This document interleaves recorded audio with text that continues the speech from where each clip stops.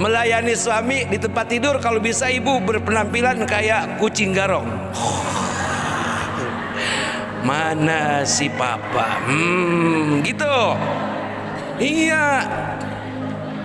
Mau bilangin, ibu berpenampilan garang. Mana papa? Itu namanya seksi tahu.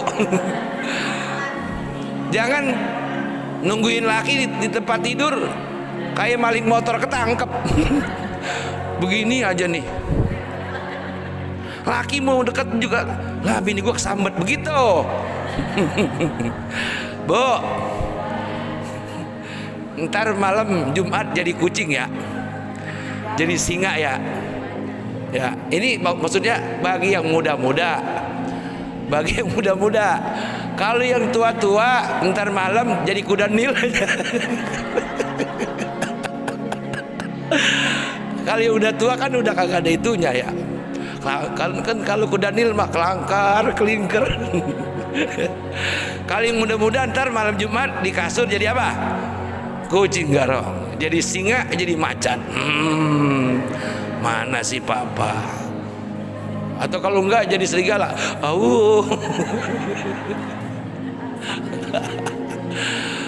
Maksudnya biar menambah kehangatan hubungan di keluarga oleh suami. Ya Bu ya, ntar nih malam nih dalam rangka minta maaf.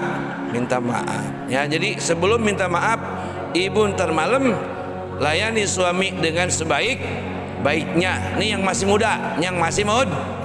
Kalau yang udah baki mah jangan nyaut, diem-diem aja. Yang udah kagak ada setrumnya, mau jangan nyaut. Ini bagi usia 45, 50, 45, 40, 35, 30 dah. Udah itu ntar malam ya, Bu. Ntar malam. Ngapain Pak Ustadz? Yang udah tua jangan nyaut. Yang udah tua jangan nyaut. Ngapain Pak Ustadz? Itu jangan dikira apaan itu Bu. Itu ibadah. Jangan dianggap jorok itu. Melayani suami itu ibadah. Waduh, ibu habis bertempur ibadah terus enggak sholat tahajud, udah cukup dengan itu. Kalau dibilangin nih muda-muda, nenek-nenek, anu belum sholat nenek mulu ya. Jadi ibu nih nggak sempat tahajud, nggak sempat zikir, habis menservis suami tersayang, terus bangun jam 5. Tidurnya ibu adalah ibadah. Malaikat semuanya mintain ampun. Ya Allah, ampun ini perempuan, si istri yang solehah, sampai keringetan begini nih. Sampai lemes dia. Ya Allah, ampunin dosanya, terima amal ibadahnya, jadikan suaminya tambah sayang sama dia, rezekinya tambah banyak. Alhamdulillah. Tuh begitu. Katanya tiap malam aja boleh. Kalau masih muda mah nggak apa-apa, orang suaminya sendiri sih ya. Kapan lagi? Ya Bu, kan tahu sendiri kalau udah tua mah. Nih kalau udah tua-tua begitu tuh.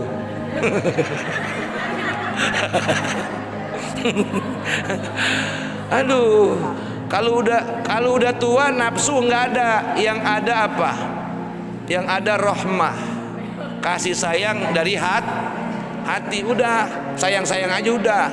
Kalau yang masih muda-muda, usia produktif, itu ada mawaddah. Apa? Mawaddah. Ada cinta, ada birahi. Tapi birahi yang diberkahi Allah Subhanahu, karena melakukannya dengan suami yang soleh, yang sah. Alhamdulillah. Baru itu kan ibu udah minta maaf, ntar lakinya juga minta maaf, saling maafin ya. Terus anak minta maaf kepada kedua orang tua, maafin dah.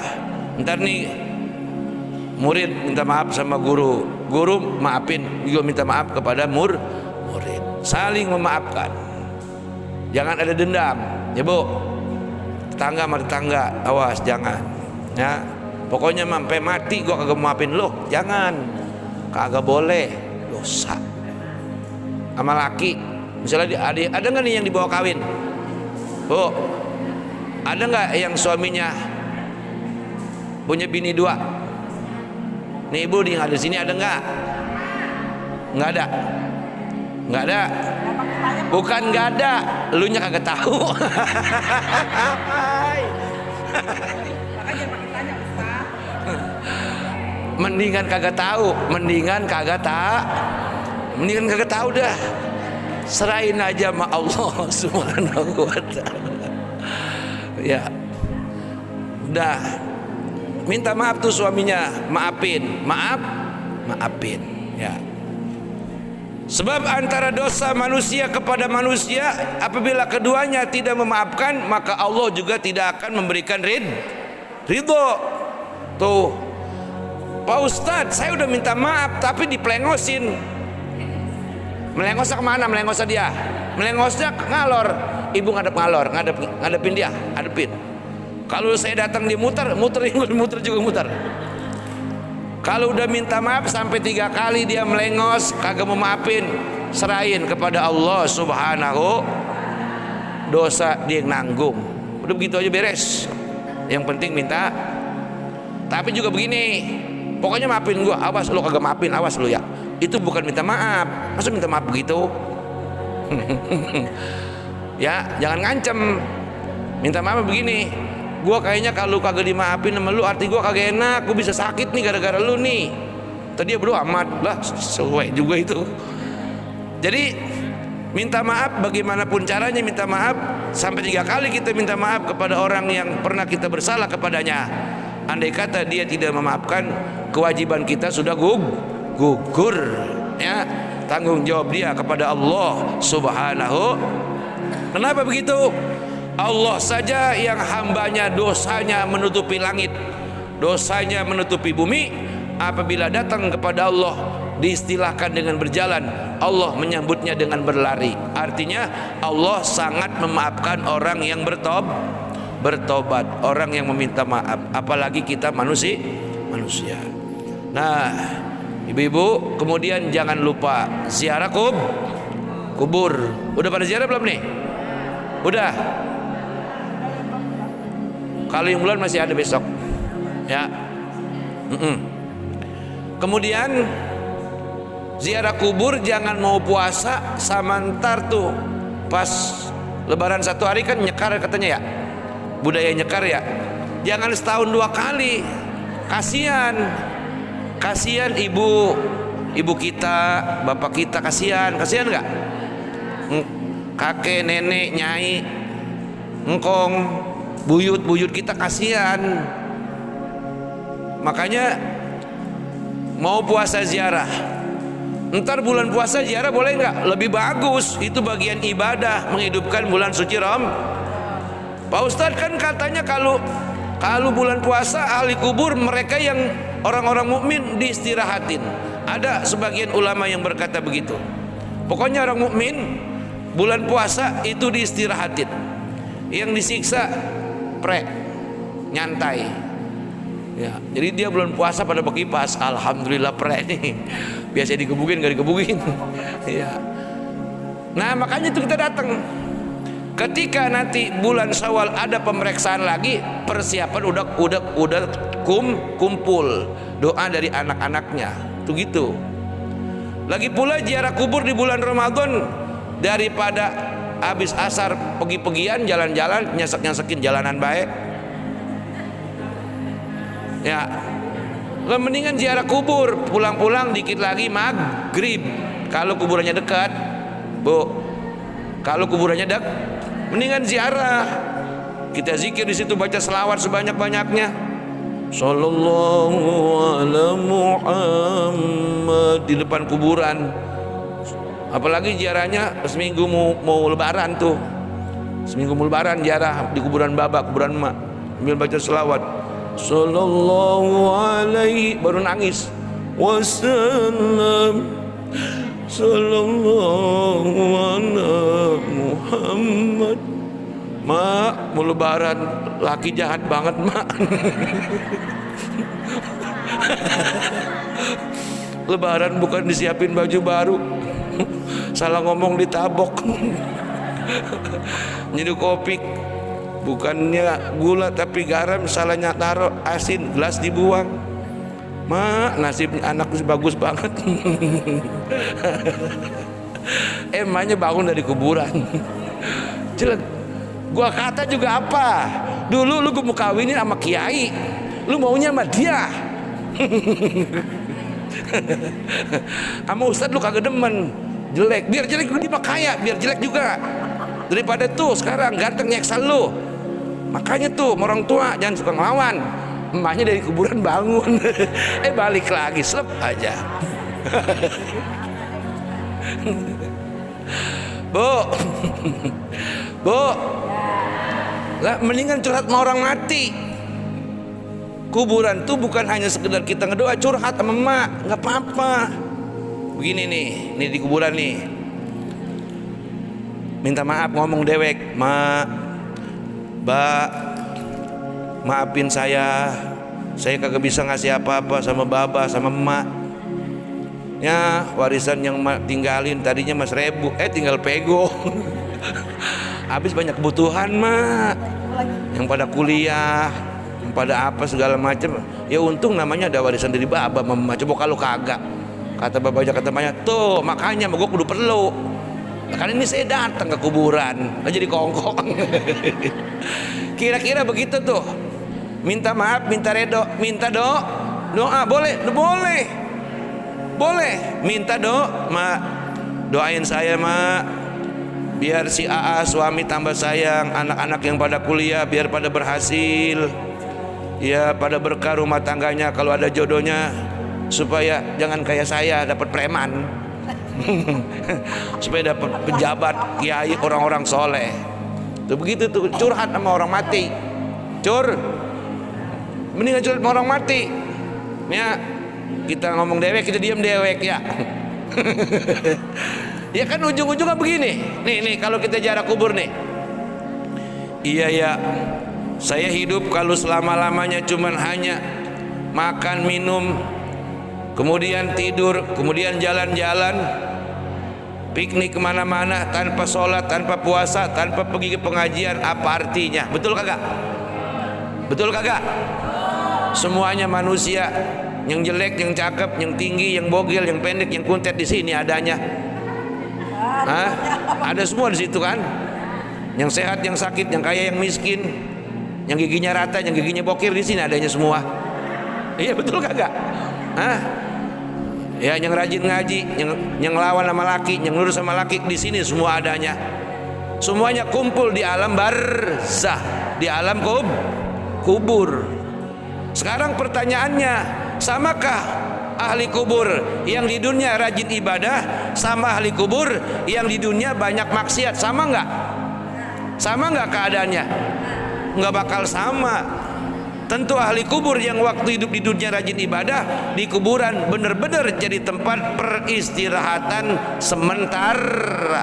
Bukan terakhir bu, peristirahatan sementara. Kubur itu tempat istirahat bukan dipila. Dipila mah kagak istirahatnya. Habis istirahat kalau kagak bayar domeli nama yang punya pila. Betul kagak? Betul kagak? Jadi kubur itu tempat istirahat sementara, supaya dan kita nanti bakal dibangunin lagi pada yaumul ba'as, hari kebangkitan, menuju satu tempat yaitu mahsyar untuk disidang segala amal perbuatan kita, selanjutnya menuju sirat, kemudian baru menuju tempat peristirahatan yang abadi yaitu surga. Alhamdulillah. Tuh, surga baru tempat peristirahatan terakhir. Nah, ibu-ibu hadirat jamaah sekalian yang dimuliakan Allah Subhanahu wa taala. Di dalam bulan Rajab ada peristiwa Isra Mi'raj. Hasilnya perintah sembahyang sehari semalam 5 waktu. Dari sembahyang sehari semalam 5 waktu, kemudian Nabi menciptakan sembahyang namanya sembahyang sunnah. Ya, Nabi menciptakan sembahyang adalah sembahyang sunnah. Ada qobliyah, ada ba'diyah. Ya bu, ada ada duha, ada tahajud, ada sembahyang hajat, ada sembahyang tasbih, ada sembahyang witir, ada sembahyang minta hujan, apalagi ada sembahyang bikinan ciptaan ulama juga ada. Di samping Nabi menciptakan sembahyang, ulama juga ada. Seperti sembahyang tolak bala, usolnya sunatal lidaf'il bala ada. Kemudian sembahyang nisfu di bulan Sa'ban kemarin itu ada. Itu ciptaan ulama. Nah, itu semuanya salat merupakan sentral. Ya, yang mencakup seluruh amal ibadah pulangnya ke sembahyang tuh. Ya. Bermuaranya berkumpulnya di salat 5 waktu. Awwalu ma yuhasabu bihil abdu yawmal qiyamati as-salat.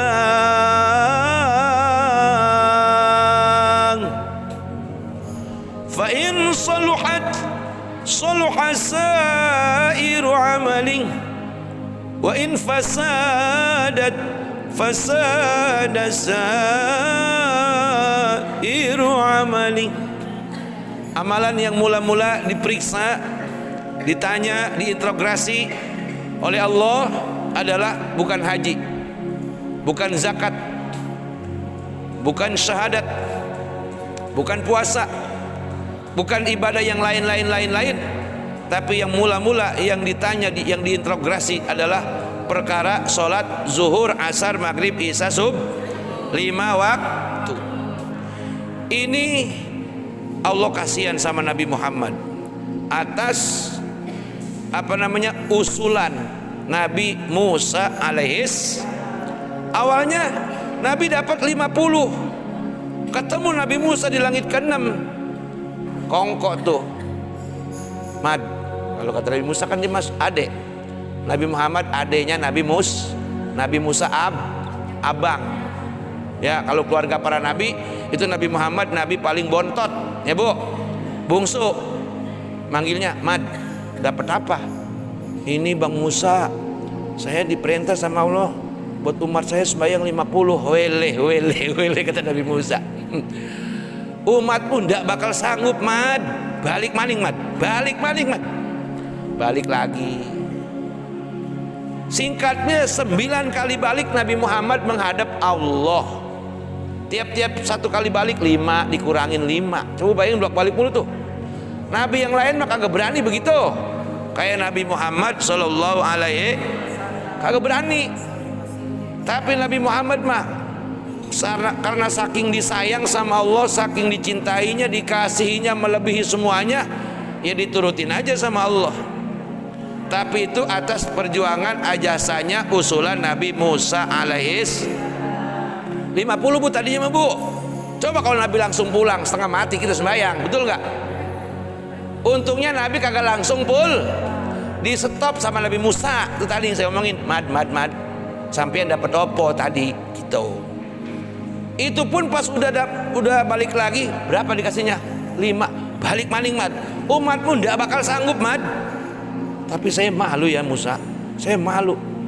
Untung Nabi malu. Kalau Nabi, kata Nabi, gue balik lagi. Gue balik lagi nih 3 waktu. Balik lagi tinggal 2 waktu. Balik lagi tinggal 1 waktu, subuh doang. umpamanya emang kalau udah di sonanya subuh doang ya kita sembahyang subuh doang Bu. Tapi cuma dapatnya 5 waktu, zuhur, asar, maghrib, isya, subuh. Ibu ada yang tahu nggak? Saya tanya nih, sebelum Nabi Isra Mi'raj Nabi sembahyang apa enggak? Bu, Nabi sembahyang apa enggak? Sembahyang apa enggak? Sembahyangnya kapan? Bu, udah pernah disampaikan belum sama kiai-kiai lain? Belum. Makanya kalau acara undang gua. Undang ceramahnya sih tertawa mulu Jadi Nabi sebelum Isra Mi'raj Nabi udah sembahyang. Cuman sembahyangnya antara Isya sama subuh. Berapa rakaat? 2. Kapan Nabi mulai sembahyang? Pada saat menerima wahyu yang pertama. Disitulah Nabi diajarkan berwudu, Disitulah Nabi diajarkan sholat tapi bukan 5 waktu, 2 waktu. Yang kemudian diabadikan dalam Quran, ya ayyuhalladzina amanu zkurullaha zikran katsira wasabbihuhu bukratan wa asila والذي يصلي عليكم وملائكته ليخرجكم من الظلمات إلى النور وكان بالمؤمنين رحيما. Wahai orang-orang yang beriman, ingatlah kepada Tuhanmu, zikron kasiro, sebanyak-banyaknya. Kapan ya Allah? Bukrotau wa asila, pagi dan sore atau siang dan malam. Jadi sembahyang cuma 2 waktu, malam waktu isya sama waktu subuh. Nah, berarti kalau ibu ada keluarganya yang sembahyangnya cuma isya doang atau subuh doang, itu berarti dia manusia yang tersisa, ya, yang pernah hidup di zaman Nabi sebelum Isra. Berarti itu tolong dilindungi, itu makhluk langka itu. Lah kalau dari Nabi lahir sampai sekarang udah 1400 tahun. Berarti kalau ibu suaminya ataupun anaknya cuman sembahyang subuh doang atau isya doang, amankan. Ini sisa makhluk hidup yang ada di zaman sebelum Nabi Muhammad Isra Mi'raj. Paham Bu? Paham Bu? Ya. Jadi kalau manusia saat ini adalah manusia yang sholatnya Johor, Asar, Maghrib, Isya, Subuh. Sholat pertama yang Nabi diajarin oleh Nabi sesudah Isra Mi'raj sembahyang apa Bu? Ada yang tahu nggak? Nggak ada yang tahu? Bilang pas gitu, jangan diam baik. Yaitu sholat Johor. Zuhur itu sholat pertama yang diajarkan oleh malaikat Jibril kepada Nabi Muhammad sallallahu alaihi wasallam. Bu, di sholat ada syahadat, di sholat ada zakat, di sholat ada puasa, di sholat ada ibadah haji, di sholat ada pelajaran silaturahmi, di sholat ada pelajaran cinta kasih sayang, di sholat ada pelajaran syukur, di sholat ada pelajaran tawadu, di sholat ada pelajaran bahwa orang yang sholat harus membuang sejauh-jauhnya sifat Itu sholat tuh Bu, sholat tuh Bu. Di sholat adanya perjalanan Mi'raj kita ke langit. Kita Mi'raj, Johor Mi'raj, Asar Mi'raj, Maghrib Mi'raj, Subuh Mi'raj, terus Isya Mi'raj. Jadi ini kita orang sakti. Kita nih orang yang sholat orang sakti. Bolak-balik kita ke langit Bu. Ibu mah kagak berasa aja ibu mah. Nintar Johor kita ke langit nih. Jadi mana buktinya? Kata Nabi, as-salatu mi'rajul mu'minin. Kalau aku melakukan Isra Mi'raj dari Mekah ke Baitul Maqdis, terus nyampe kepada Arasy, menembus langit ke-7, umatku juga sama. Dia bisa Mi'raj naik ke langit dengan sholat 5 waktu. Kita nih tiap waktu sholat kita datang menghadap kepada Allah Subhanahu. Pada saat ibu tahiyat akhir, ibu berhadapan kepada Allah. Apa kata ibu? At-tahiyyatul mubarakatus sholawatut thayyibatu. Nih kalau tahiyat akhir ibu tangannya jangan di sini, Bu, perhatiin nih. Ibu kalau lagi sholat duduk tawaruknya, ujung jari kaki kanan tekuk, tekuk. Itu sunnah abdolnya. Kalau yang kagak bisa makan begitu tuh. Ada yang begini sembahyang nih, semurat. Karena sakit Pak Ustaz. Iya. Kalau kondisi badan udah nggak bisa normal dalam melakukan praktek ibadah alias sakit, jangan mempersulit diri. Nih saya kasih tahu, ambil duduk aja di kursi ruang tamu, yang penting ngadep dengan gerakan ya. Ini misalnya Allahu Akbar, ini berdiri, rukunya Allahu Akbar segini, i'tidal sami Allahu liman hamidah, sujudnya agak ke bawah, Allahu Akbar subhana rabbiyal a'la umpamanya. Duduk di antara dua sujud, Allahu Akbar rabbighfirli warhamni wajburni warfa'ni warzuqni wahdini wa'afini wa'afani. Sujud lagi, Allahu Akbar subhana rabbiyal a'la wa bihamdi umpamanya. Terus berdiri lagi, Allahu Akbar bismillahirrahmanirrahim alhamdulillahirabbil alamin. Begitu, ngerti enggak, Bu? Baru sila boleh enggak? Bebas. Bolonjor boleh. Baru belonjor boleh. Baru sila boleh. Baru duduk di kursi jangan siksa dirimu. Ya, jangan siksa dirimu untuk ibadah karena kamu tapi juga jangan istirahat. Kenapa enggak sholat, nak? Kenapa kamu enggak sholat? Aku nih sakit, Bu. Iya, aku nih sakit. Kalau orang Betawi puyeng. Ngapa lu nggak sembahyang puyeng? Kalau kita masih normal, kagak gila, sholat masih kewajiban. Baru tidur. Tetap masih berkewajiban. Paham ya, Bu? Paham ya, Bu? Kalau nggak bisa berdiri jangan maksain, bisa batal sembahyangnya ntar. Betul nggak? Duduk nih, namanya tadi yang gini nih, duduk apa namanya nih, Bu? Bahasa fikihnya duduk tawarruk. Apa namanya? Duduk tawarruk. Tangannya jangan di sini, Bu. Di sini tuh, di atas ya, di atas gini ya. Nih, jangan di bawah, jangan.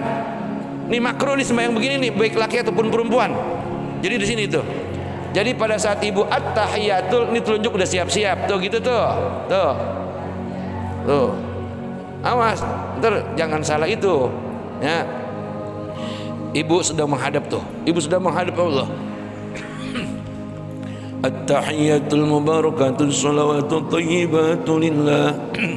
Allah nyaut, Assalamualaikum ayuhan nabi wa rahmatullahi wa barakatuh. Kita nyaut lagi, Assalamu alayna wa ala ibadillahi as-salihin. Bu, ini cerita, ini jadi sholat itu kita memperagakan, mengekspresikan pada saat Nabi berjumpa kepada Allah Subhanahu. Kayak tadi tuh. Cuman kalau Nabi mah membacanya, Nabi baca Allah nyaut. Kalau kita mah kagak nyaut. Kata ustadznya gue mi'raj. Pas ibu at-tahiyatul mubarakatus shalawatut thayyibatulillah. Mana ini suara Tuhan? Maka gak ada. Jangan. Bisa stres, Bu, jangan. Jadi kita dalam sholat itu mengekspresikan pertemuan Nabi kepada Allah Subhanahu. Jadi begini, Bu.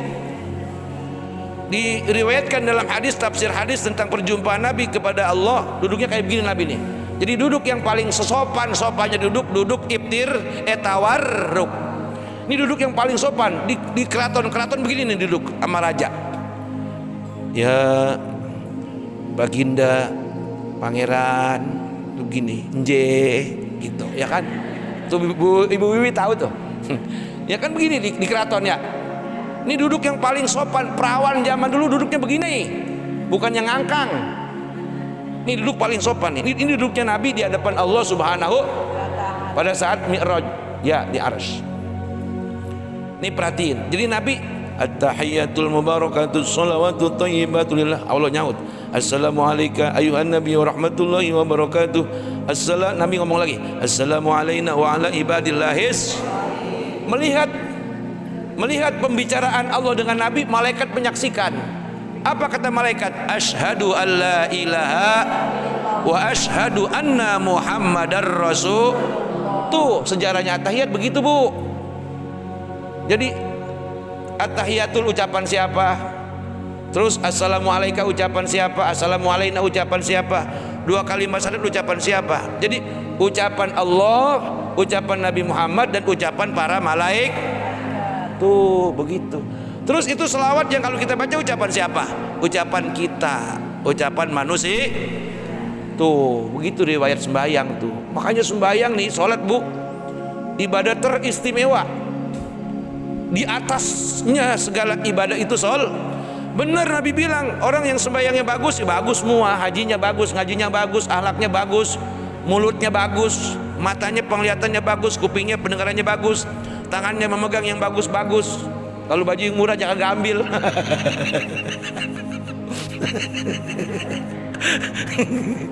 Ini jelek, murah. Kakinya juga melangkah kepada tempat yang bagus, ya ke majelis taklim bagus nggak? Ziarah ke kuburan bagus nggak? Kalau ke tempat karaoke bagus apa kagak?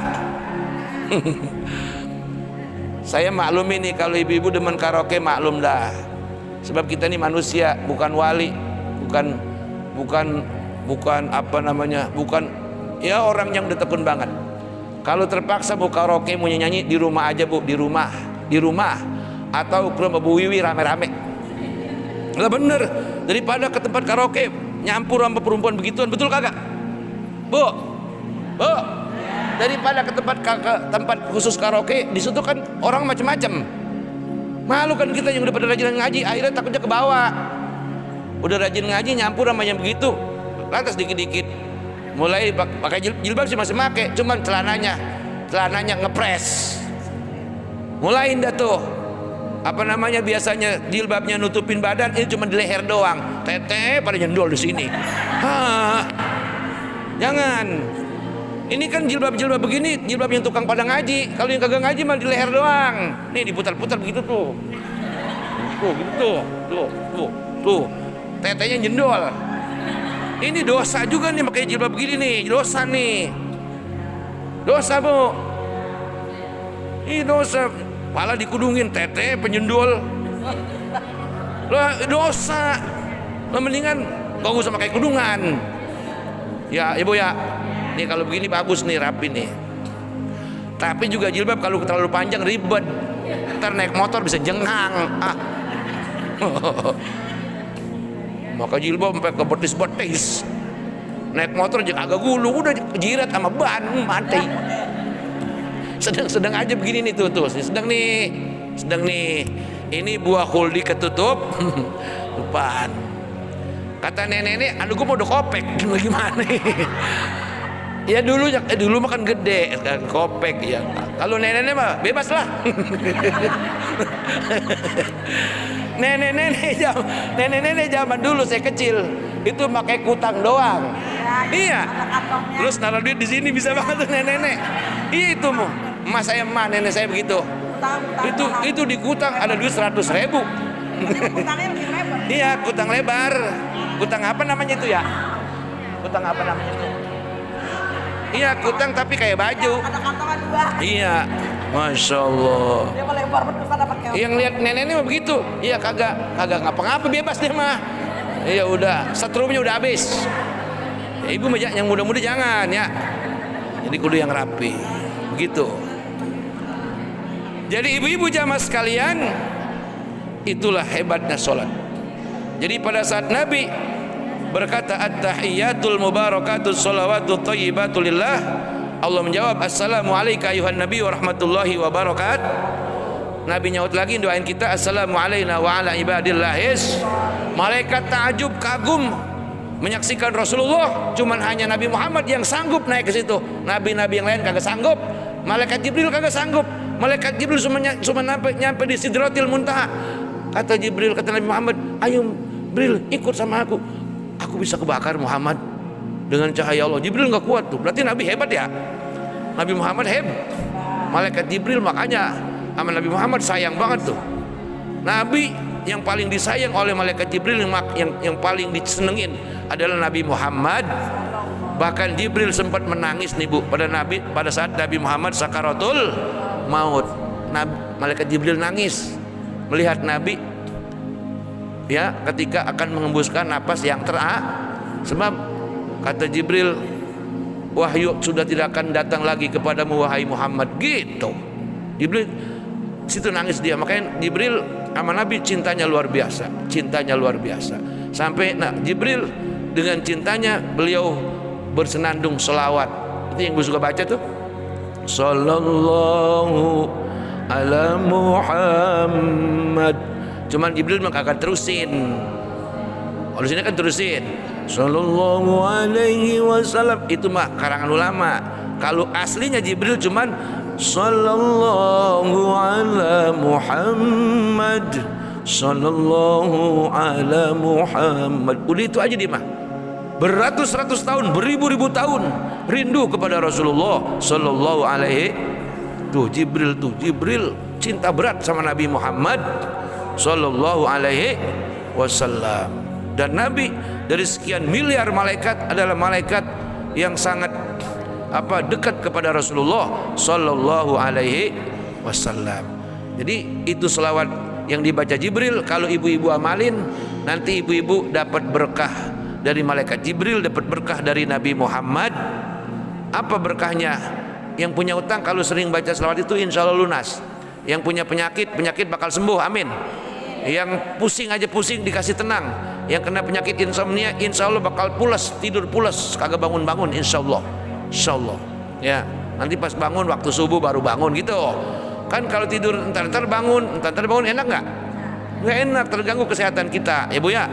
Jadi itu wirid tuh selawat jib habis johor, asar, maghrib, isya, subuh berapa kali Pak Ustadz? 1000 sebentaran. Sallallahu alaihi Muhammad, sallallahu alaihi Muhammad, sallallahu alaihi Muhammad, sallallahu alaihi Muhammad, sallallahu alaihi Muhammad. Ibu rasain rezeki yang sulit bakal datangnya cepat ya. Ibu punya utang takut mobilnya ditarik sama leasing, udah buru-buru bacain selawat tuh ya, bacain selawat insya Allah ada yang bayarin insya Allah, amin. Kalau enggak juga ya udah tarik tapi ntar bisa beli lagi ya yang lain. Hebatnya selawat kepada malaikat Jibril cinta kepada Rasulullah. Terus segitu hebatnya, segitu agungnya pertemuan antara Nabi dengan Allah, malaikat terkagum-kagum sehingga malaikat bersaksi asyhadu alla ilaha illallah wa asyhadu anna. Kemudian kita para manusia berdoa untuk Nabi, Allahumma sholli ala sayyidina Muhammad. Kalau selawat untuk Nabi yang rukun yang wajib kita baca cuman sampai wa ala ali sayyidina Allahumma sholli ala sayyidina, itu yang wajib. Makanya di tahiyat awal selawatnya hanya untuk Nabi saja. Di tahiyat akhir ditambah untuk keluarga Nabi. Jadi ketika tasawuf akhir Allahumma sholli ala sayyidina Muhammad wa ala ali sayyidina, baru kama sholaita ala sayyidina Ibrahim wa ala sayyidina Ibrahim wa barik ala sayyidina Muhammad wa ala sayyidina Muhammad kama barakta ala sayyidina Ibrahim wa ala sayyidina Ibrahim fil alamin innaka Hamidum. Tambahin lagi Bu, doa mohon perlindungan dari azab kubur.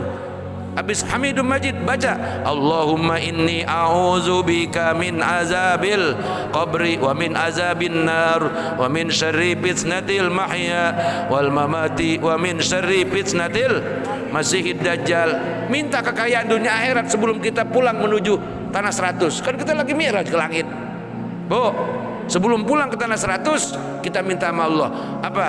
Rabbana atina fid dunya hasanah wa fil akhirati hasanatan wa qina azab. Ya Allah, anak saya masih pada kecil, masih banyak perlu biaya, sintong mau kawin duitnya belum kelihatan. Si Neng yang ada jodohnya pengen ditanggapin pemilis mahal banget Tuhan. Ya umpamanya nih. Ya puasa perlu banyak biaya, kasih duit yang banyak ya Allah biar puasanya kuat, tarawihnya kuat, ibadah baca Qurannya kuat gitu. Itu pada saat kita mi'raj. Terus tutup dengan permintaan yang paling penting apa? Ya muqallibal qulub sabit qalbi ala dinika. Ya Allah, tetapkan hati saya untuk jadi orang mukmin, senantiasa yang ibadah taat kepadamu ya Allah. Baru ucapkan assalamualaikum warahmatullahi ke kanan, assalamualaikum warahmatullahi ke kiri. Dah kita udah pulang tuh, udah pulang dari langit. Berapa lama kita ke langit tadi? 5 menit. Hebat nggak? 5 menit. Tiap 5 menit kita berhadapan kepada Allah dalam melakukan mi'raj. Itu sholat 5 tubuh. Sholat itu pentingnya bukan main. Makanya menghadap ke Allah pakai pakaian yang bagus, mukena yang bagus. Yang udah banyak tai balang ama jangan dipakai.